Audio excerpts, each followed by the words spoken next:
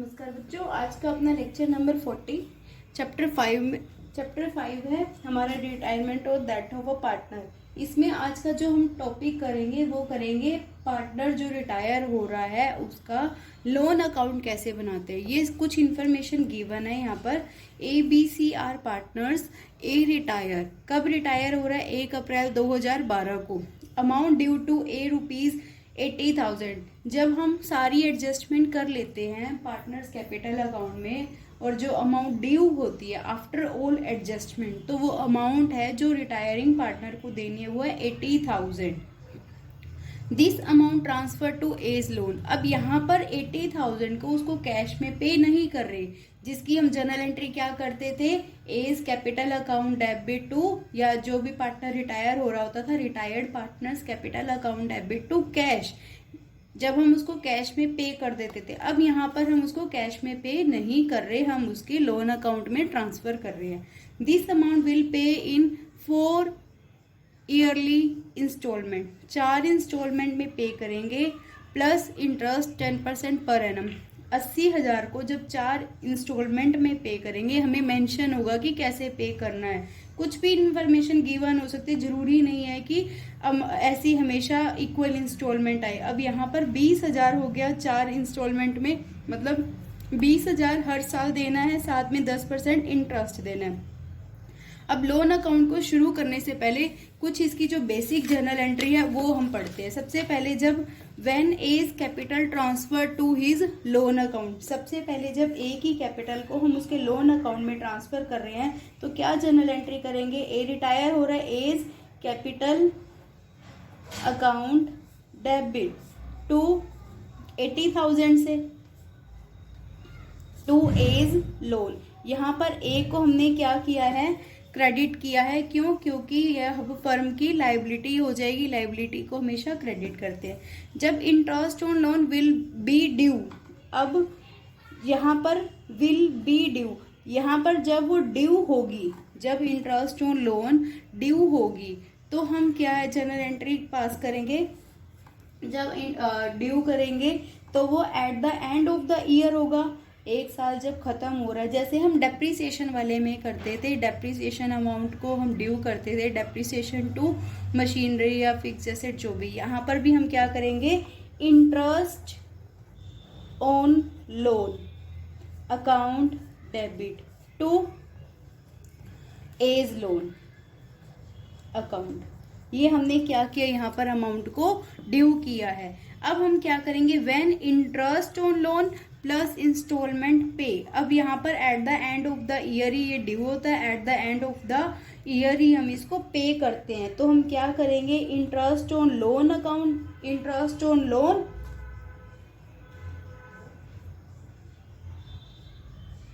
Account, यहाँ पर हम पे करेंगे as loan account debit to bank.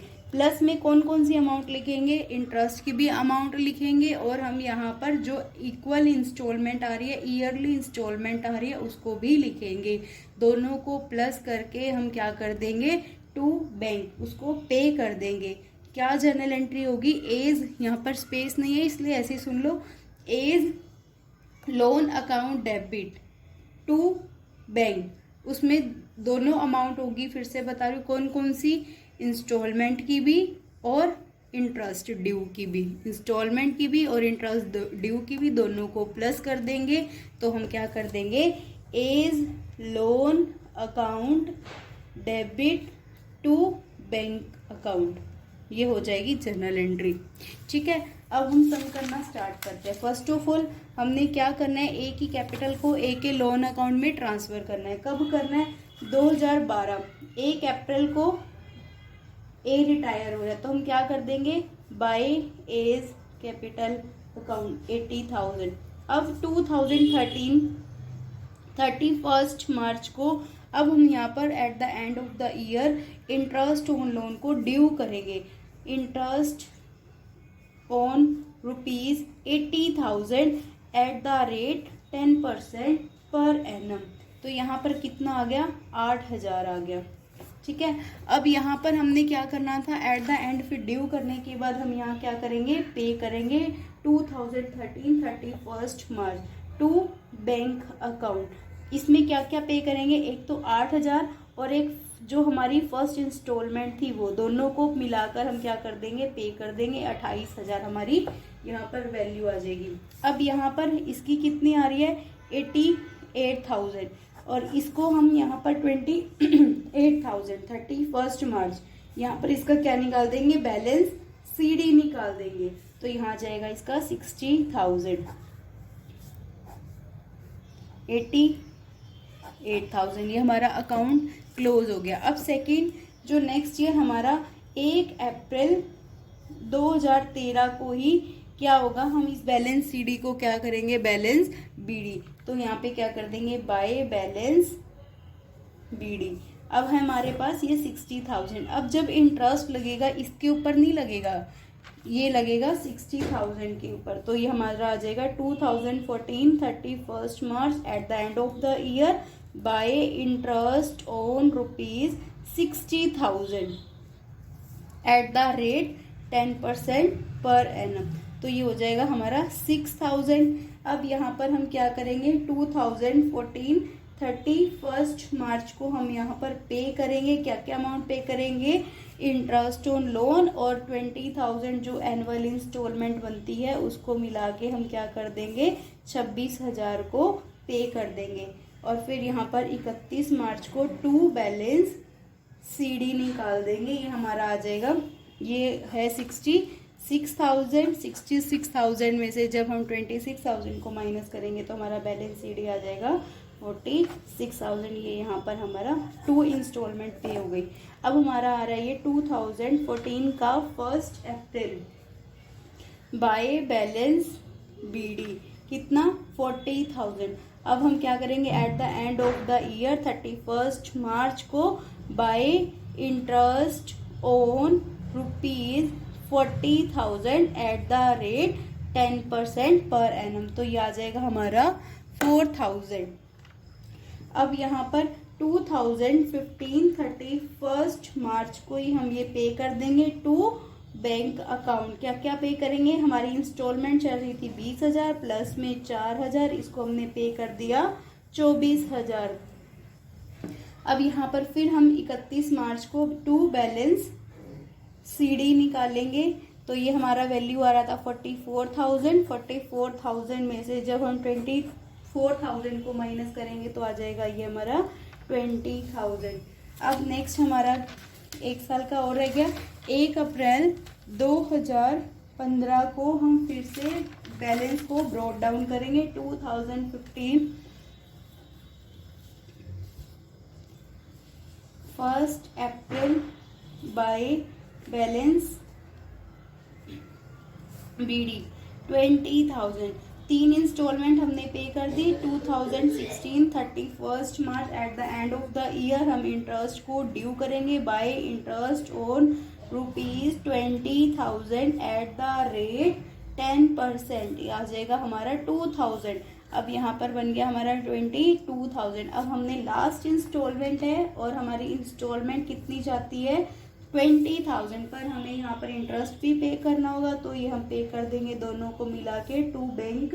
कितना हो जाएगा, 20,000 प्लस 2,000, टोटल हो गया ये 22,000। यहाँ पर ये हमारा अकाउंट क्लोज हो जाएगा।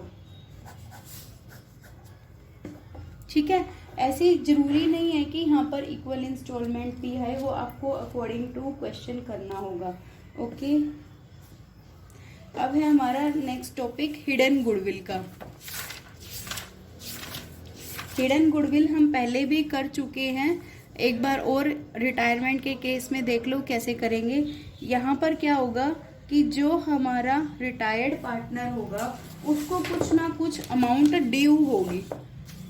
अमाउंट ड्यू होगी किसको, रिटायरिंग पार्टनर को। अब जैसे रिटायरिंग पार्टनर्स की कैपिटल आ रही है, टॉपिक कौन सा हमारा, कैलकुलेशन ऑफ हिडन गुडविल। तो रिटायरिंग पार्टनर की capital, retiring partners capital after all adjustment, after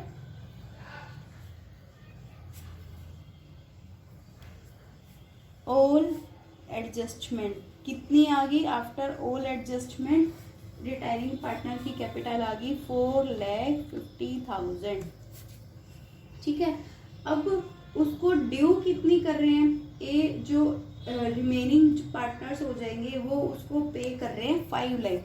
पे टू रिटायरिंग पार्टनर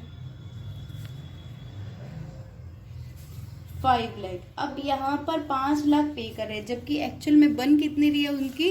4,50,000। तो यहाँ पर हमारी क्या हो जाएगी? 50,000 उसको किस चीज का पे कर रहे हैं हम? हिडन गुडविल का। हिडन गुडविल की वैल्यू आ जाएगी हमारी यहाँ पर 50,000। ऐसे एक और इलस्ट्रेशन करते हैं हम। ए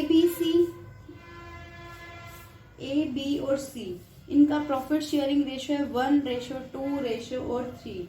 सी की जो कैपिटल है, C is capital after all adjustment. After all adjustment के बाद सी की जो कैपिटल गिवन है वो हमें गिवन है 1,80,000। अब सी रिटायर हो रहा है, ए और बी दोनों एग्री हुए, A and B agree to pay C ₹2,25,000। अब यहाँ पर क्या कर रहे हैं? वो 2,25,000 को पे कर रहे हैं। अब ये कह रहे हैं कि record necessary journal entries for the treatment of goodwill, और न्यू प्रॉफिट शेयरिंग रेशो दिया हुआ है। ये ओल्ड रेशो है ना, और न्यू रेशो भी हमें गिवन है। कितना रेशो गिवन है न्यू हमें? 1:3। तो यहाँ से सबसे पहले जब हम हिडन गुडविल का सॉल्यूशन यहाँ से करेंगे, हिडन गुडविल की कैसे होएगी? तो 2,25,000 amount agree, 2,25,000 amount agree to be paid. कितना? 2,25,000। इसमें से लेस क्या कर देंगे? C's capital after all adjustment. C's capital after all adjustment कितनी कैपिटल आ रही है उसकी? 1,80,000। तो गुडविल का अमाउंट कितना आ गया यहाँ से? 45,000। तो ये हमारी क्या आ गई? Hidden goodwill. उसके बाद हम क्या कैलकुलेट करेंगे? Calculation of gaining ratio. क्योंकि जब भी हमारा पार्टनर रिटायर होता है तो हम कौन सा रेशो कैलकुलेट करते हैं? Gaining ratio. New ratio minus old ratio. तो गेनिंग रेशो हमारा न्यू कितना है? 1:3 और ओल्ड कितना है? 1:3। तो ए आप जब कैलकुलेट करोगे, वीडियो को पॉज करके करोगे, तो ए गेन कर रहा है 1/12 और बी भी कितना गेन कर रहा है? B gain 5/12।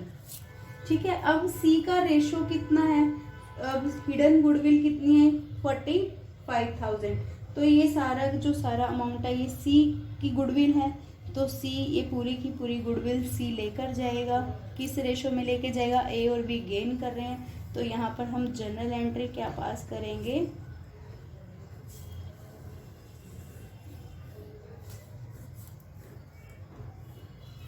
ये हमारा पर्टिकुलर एलएफ अमाउंट डेबिट और अमाउंट क्रेडिट। ठीक है, तो यहाँ पर मैं लिख देती हूँ, प्रॉपर फॉर्मेट में फॉलो करना है आपको।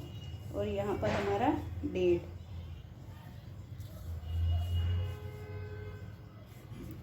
पर्टिकुलर एलएफ अमाउंट डेबिट और अमाउंट क्रेडिट।